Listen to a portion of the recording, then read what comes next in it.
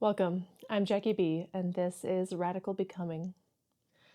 Today we're going to talk about solidarity, what it is and why we need it, especially today, and how yoga helps us to cultivate and nurture solidarity within ourselves. Let's talk about it.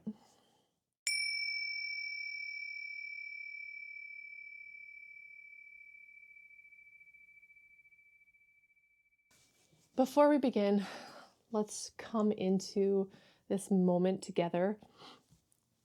Just take a moment to settle in wherever you're seated. Let your shoulders draw down your back. Relax your front body, the area around your heart, your face. Let everything kind of soften as you sit upright. Reach the crown of your head toward the sky. And take a few moments to feel your breath.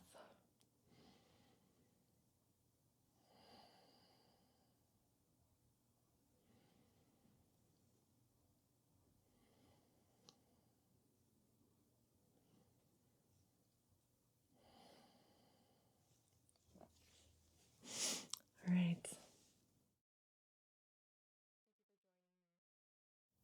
Let's begin by talking about what solidarity is.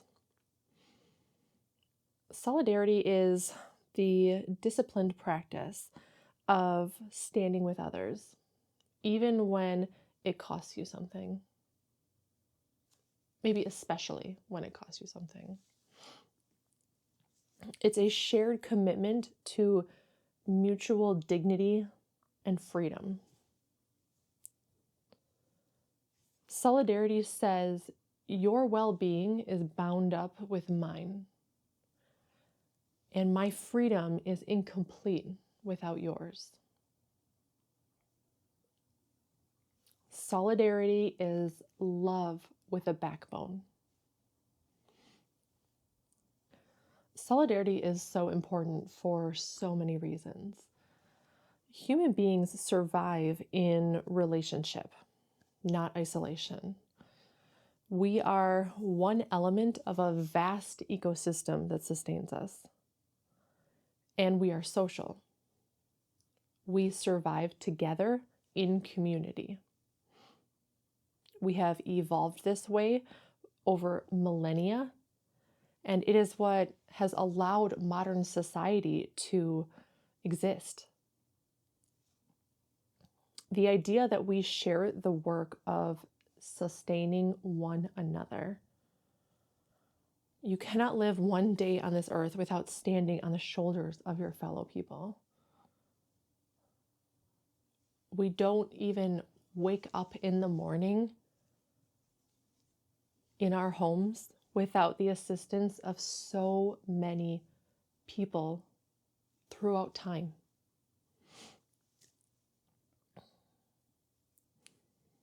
Furthermore, solidarity is the work of standing up and defending everyone in this ecosystem and their right to be here. Full stop. This means standing with our neighbors, our community, standing with children, with our elders, with our fellow people everywhere. And it means standing with the animals we share the world with, the plants, the soil that nurtures our food, everything that makes up our world deserves respect. Solidarity allows care and protection and resources and courage to move through the whole community so that individuals can survive through hardship, through injury, through illness, through disaster, and also through renewal. It nurtures not just the survival of the species, but the thriving of all. The effects of solidarity, of standing strong in solidarity, are many. Standing in solidarity with others protects the vulnerable in your community, because when people stand together, harm against one becomes harm against many, and this makes exploitation of any particular group much harder. Solidarity multiplies power. One person has a voice, but 10,000 people have a movement. Solidarity builds trust. When people consistently show up for each other, trust builds. And trust allows communities to act quickly and courageously. Solidarity sustains long struggles. Most meaningful change takes years or even decades. And individuals can burn out alone, but solidarity distributes the effort so work can continue over time. And solidarity deepens meaning. People who live only for themselves often feel very hollow, right? But when our efforts serve others, life feels purposeful and alive. And without solidarity, communities fracture. When communities fracture, those with concentrated power dominate the rest. Solidarity is not easy. It is very, very difficult. Solidarity is hard because it requires things like humility. We don't get to be the hero when we stand in solidarity. We're lifting up others. It requires patience because change tends to be slow. It requires a discomfort and having a tolerance to sit within discomfort and allow it to be there. Solidarity requires emotional stamina. We witness suffering and we are choosing to turn toward it. And that takes a toll. And oppressive systems thrive on these challenges of solidarity. They encourage them to keep us from holding them accountable and reaching true equanimity and freedom. Oppressive systems depend on division. They depend on isolation. They depend on competition. And they accomplish this and solidify their power by convincing us that there isn't enough. They'll create a scarcity mindset. They will tell us that we are alone. They will tell us that your neighbor is your rival. They will tell us that your survival requires someone else's exclusion. You can only be free if they aren't. And they create chronic stress. And chronic stress drains the nervous system. And when people are exhausted, we disconnect. Solidarity dissolves all of these myths. When people recognize shared struggle, we come together. And when we come together, we redistribute power. We bring it back down. And when power is redistributed, unjust systems destabilize. Solidarity turns scattered individuals into a coordinated force. And oppressive systems fear a coordinated force, as they should. Solidarity is relational courage.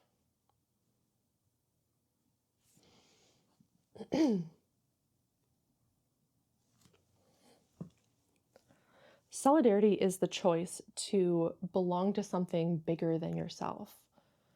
bigger than your own comfort. And that's why it is so hard to do. It says, I will not benefit quietly from systems that harm my neighbor or harm another. I will not look away when it costs me something to stay. And I will stand with, not above. It's collective liberation instead of individual escape. And that takes integrity to do. It takes a lot of courage to do, a lot of humility, a lot of effort to go against the grain.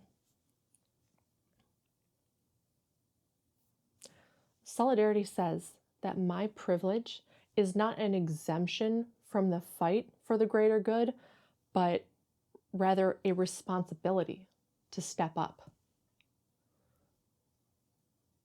There's a great discomfort in recognizing our privilege, in saying, this is why I'm able to have what I have. These external things helped me have what I have. And there's definitely a big element of ego in there, right? We want people to believe that we made the things in our life happen because of our effort, of something we deserve credit for. And we'd absolutely have likely put in effort and work and our own gifts into the things that we have acquired in our lives. Yes, but we don't seem to want to admit when we had advantages, when maybe it was easier for us than someone else, when maybe we could accomplish something with a little less effort than someone else, or maybe a lot less effort for some. And I think that kind of comes from that we're identifying our privileges is almost quantifying our responsibility, right? The more privilege we have, the greater excess we have to give away. If we want an equitable world, we have to be willing to admit and proclaim our excess and offer it to create a more balanced world. And that's what we're up against. We're up against ourselves.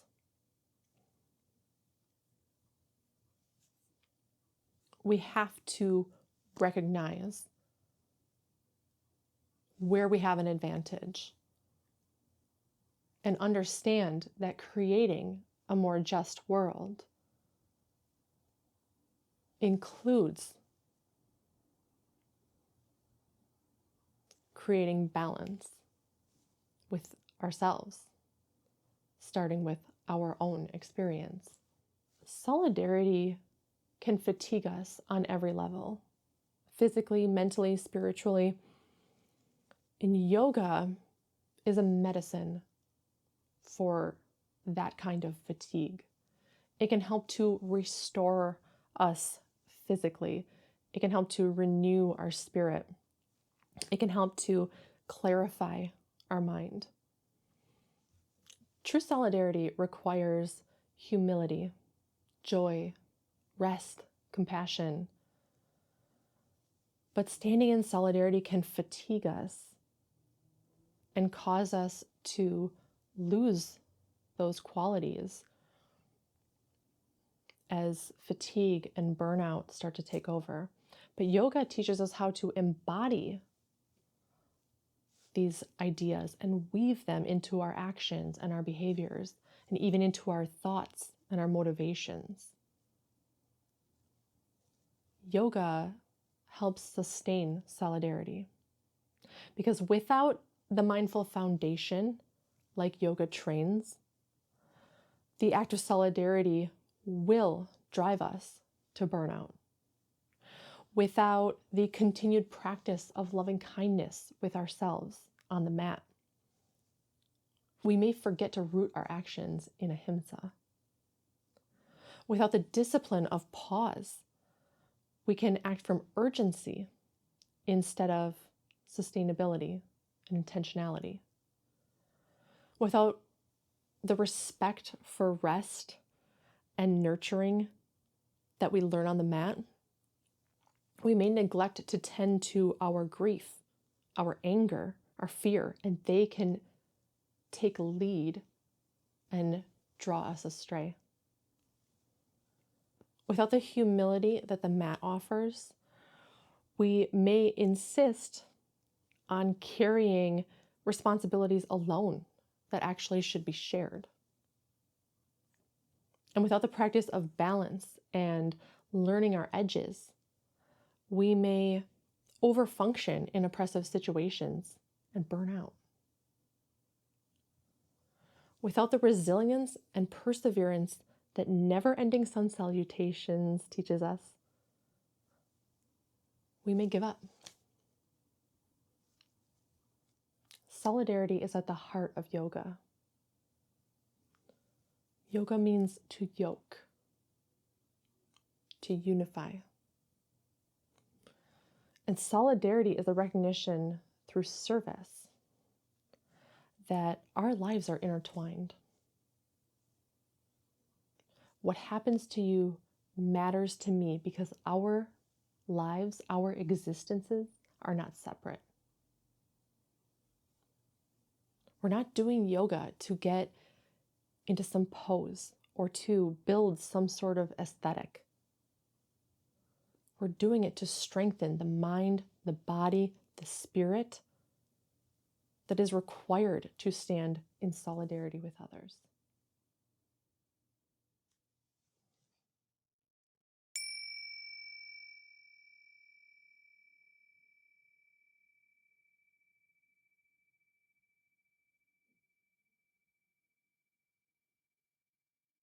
Pranayama and meditation are some of the best practices we can do to build our solidarity. Meditation teaches us to sit in discomfort, to see the world honestly, and to find internal balance while doing so. And it's from this place that solidarity can be born.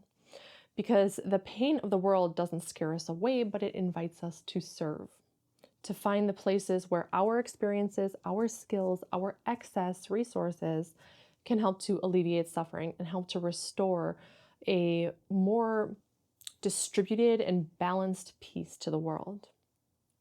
There's several breath and meditation techniques that can help build solidarity. On my YouTube channel, I'm offering a pranayama and meditation class to help specifically build this quality. I wanted my students in this class to learn how to activate your parasympathetic nervous system from an elevated, sympathetic, activated state. So we begin by finding our grounding in the parasympathetic, in the rest and digest.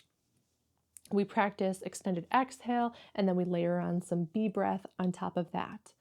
And then we begin to gently activate the sympathetic system, the fight or flight, bring up the energy with Kapalabhati breath. And from this activated state, we invoke Nadi Shodhana to restore balance to our energy. And we practice transitioning between activation and balance with bellows breath, and then we bring it back down with some extended exhale. And this practice builds autonomy and reminds our nervous system that we can intentionally find our center regardless of the situation. And this flows right into a loving kindness meditation to seal our roots in love and service. So you step off the mat more primed to rise up against injustice and intimidation and remain calm and focused and connected in the pursuit of justice for all.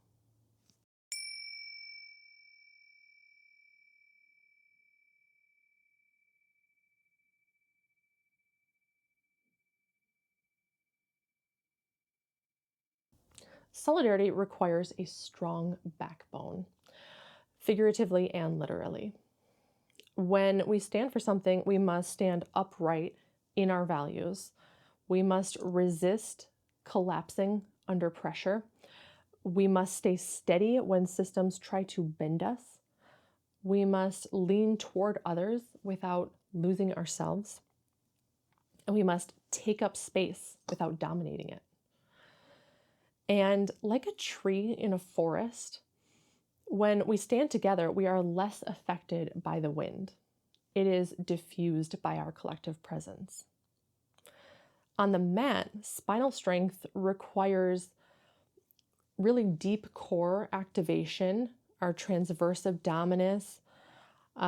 It requires a balanced back body activation so we can stand upright and have integrity in our stance. It requires organized stacking of our bones, namely the spine, but we want everything stacked evenly over the weight of our feet. And it requires breath capacity and strength. And hatha practice is a great way to practice this. You can take your time to find alignment, to find your integrity, to find your balance, and then from there, really exhibit your stability. And when you're stable, then you can soften your heart, soften your whole front body to allow you to open and arrive. We want to be strong without boasting. We want to be open without expectation. We want to be sure. So in my hatha class for solidarity that I'm offering on my YouTube channel, I take you through poses that strengthen the spine, like chair and locust and triangle, and then pair those with hip openers like revolved lunge, skandasana, and tree pose, because our hips are often where we hold tension that we don't want to bring into the act of solidarity. We must remain flexible and ready to pivot, ready to open to the experience of someone else.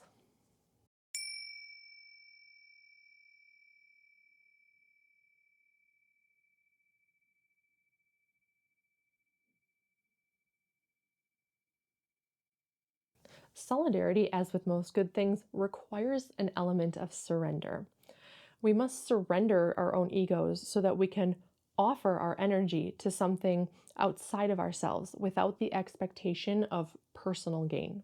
We must also surrender our walls that we put up to protect ourselves from vulnerability and soften our edges so that we may open to someone else's experience.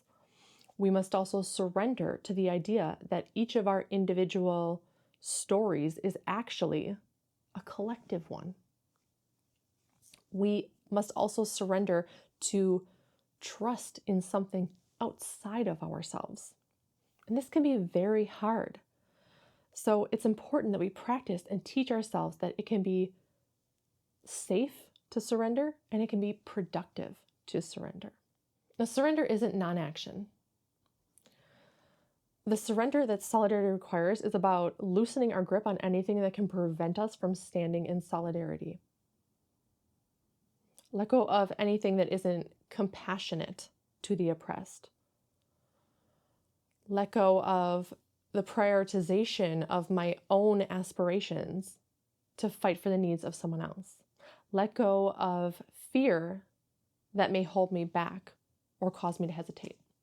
Because while we can say that it's hard to stand in solidarity with others, and it is, inaction is as much of a choice as taking action. We are not absolved of our responsibility by closing our eyes. As Buddhism teaches us, we must turn towards suffering and view the world honestly as it truly is.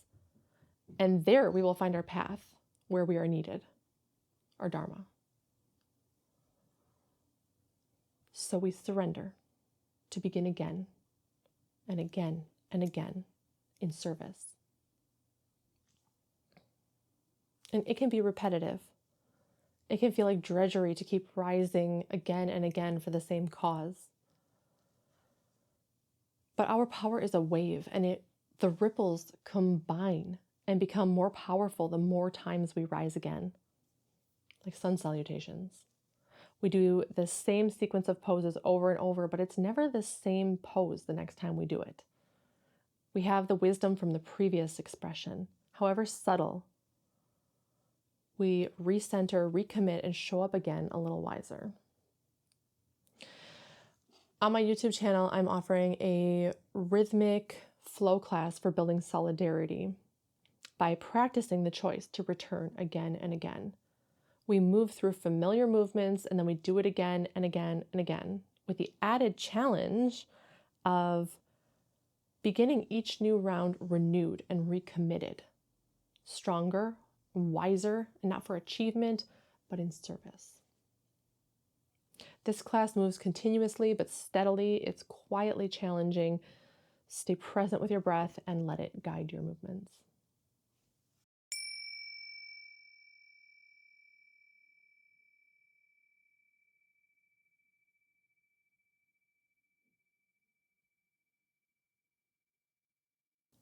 Solidarity isn't something we manufacture from scratch.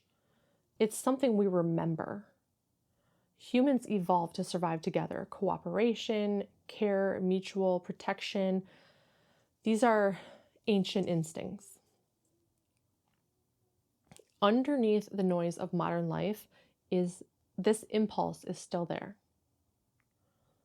When we breathe and move and show up steady, we rediscover it. And from that place, standing with others, it stops feeling like a sacrifice. It feels like coming home to our nature, to our true nature. Because standing together is an energy, a warmth that enlivens us, that feeds our communities. It grounds us in fierce compassion. Fierce compassion. On my YouTube channel, I'm offering a vinyasa ladder flow to embody solidarity by progressively building power to stand strong as a warrior of justice. We begin by stoking the fire with Kapalabhati breath, warm up the spine, and begin moving with intention. And we embody fierce compassion in Virabhadrasana 1, 2, 3, and equally in the surrender of humble warrior.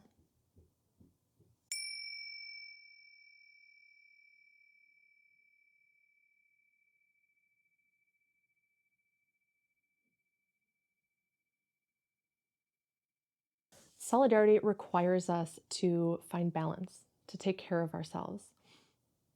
Oppression is the marginalization of a group of people, of stealing their autonomy and their access to life, liberty, and happiness. And solidarity is protection against oppression. And so it's part of the oppressor's playbook that solidarity be weakened.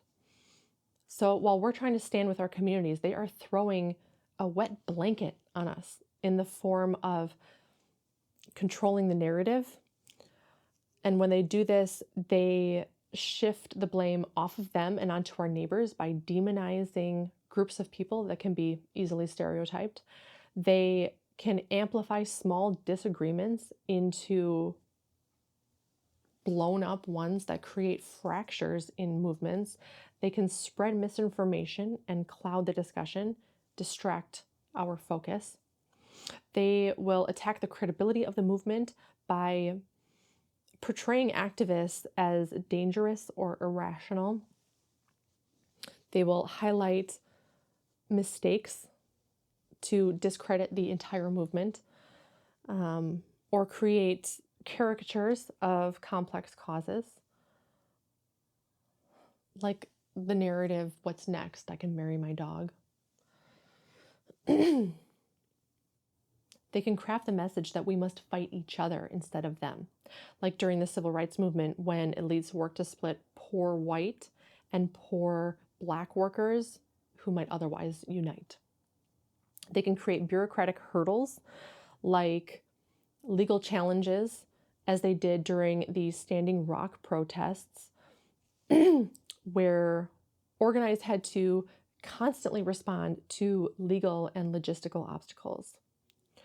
They can create power structures that erode the urgency of a movement by forcing the discussion into committees and investigations that fade momentum. MLK warned about this with his phrase, "wait," in his letters from Birmingham jail. They can use fear and intimidation in the form of militaristic public servants, arrests, surveillance, public shaming. People will retreat to protect themselves and their families.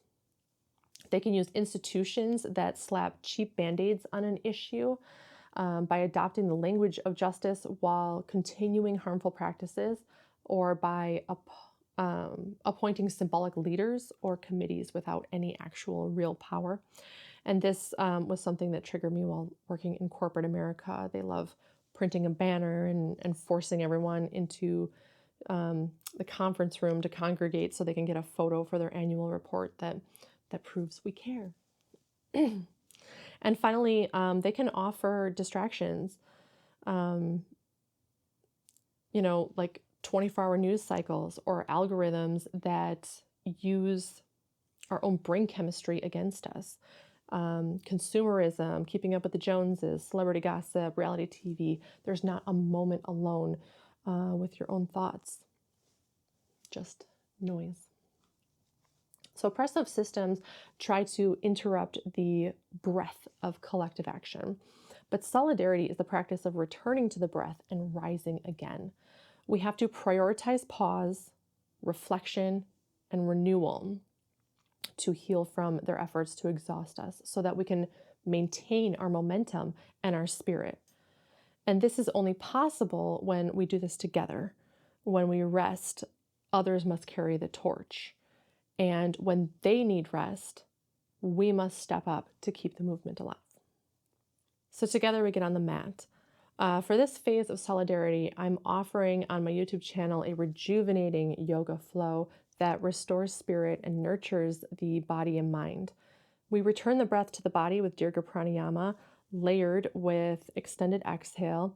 And after some loving kindness to the spine, we begin to move. We do forward folds to release and draw inward. We've got heart and hip openers to release tension, goddess holds for rooted power. It is a simple and effective practice to recommit renewed. Solidarity is not an easy ask. Apprehension and intimidation is understandable, but let that urge to hesitate be a trigger for you, an alarm. When we sit out of the fight by avoiding friction or discomfort of ruffling feathers or disrupting our apathy, we are submitting to oppression.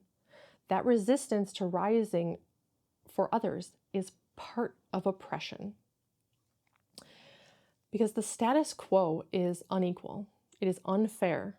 So by flowing with the current, we perpetuate inequality. Pausing is one of the hardest things to do in a current. Inertia is the greatest tool of oppression. And when they make us believe that we don't need anything to change, that we should be grateful for what this is to the extent that we don't hope for anything better, we see no reason to exert the force and the risk of stopping in the flow. When a rock finds itself in a raging river, it must be solid and sure to not get carried away with the stream. This is grounding. And we do this on the mat. We ground in our foundation, in our values, so we can resist the current. And that causes rapids. It causes disruption. And that reshapes the flow downstream.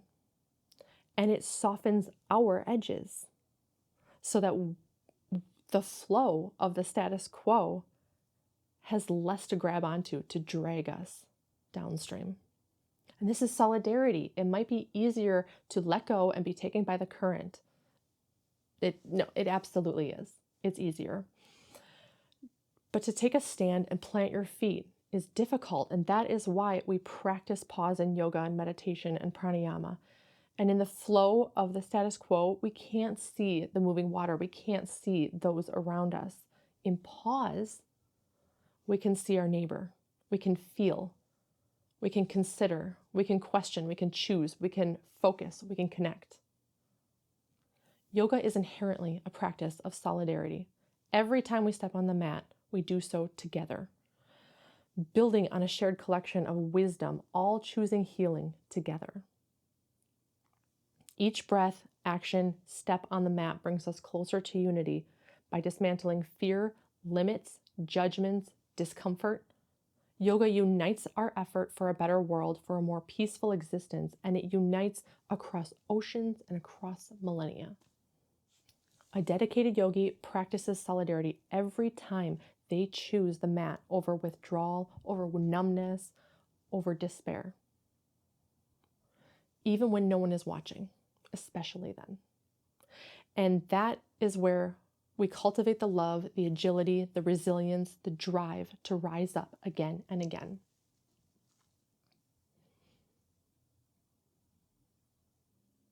Solidarity is powerful because it reflects a deeper truth. We are interconnected. When people recognize that their well-being is tied to the well-being of others, cooperation becomes natural. This insight echoes teachings from teachers like Thich Nhat Hanh, who spoke of interbeing, the understanding that nothing exists independently. Solidarity is what interbeing looks like in action. The stronger we root in solidarity and let it become our default being, the more abrasive and thus more obvious oppressive attempts to divide us will be, because it will feel like a threat to our survival. We must remember our connection. So rise up loudly with conviction. Be someone others want to emulate. Solidarity. This is why I recommend yoga to everyone. It builds these foundations that are required for standing up and being an active, positive participant in this world. So please find yoga. You can check out my YouTube channel for free practices. But if my practices don't resonate, try another teacher. There's a style out there for you. Thank you for your time. Let's take a collective breath together. Your arms by your sides, palms face up. Inhale, reach your arms up overhead. Feel the collective love. Let your palms touch and exhale them down through heart center. Draw it inward. Hands meet at Anjali Mudra. Let's inhale for Om.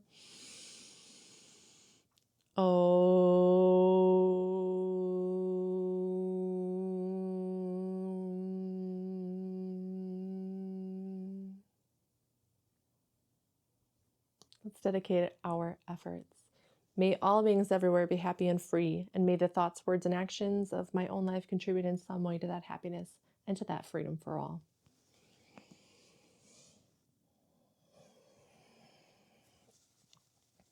Thank you for practicing yoga. Be well.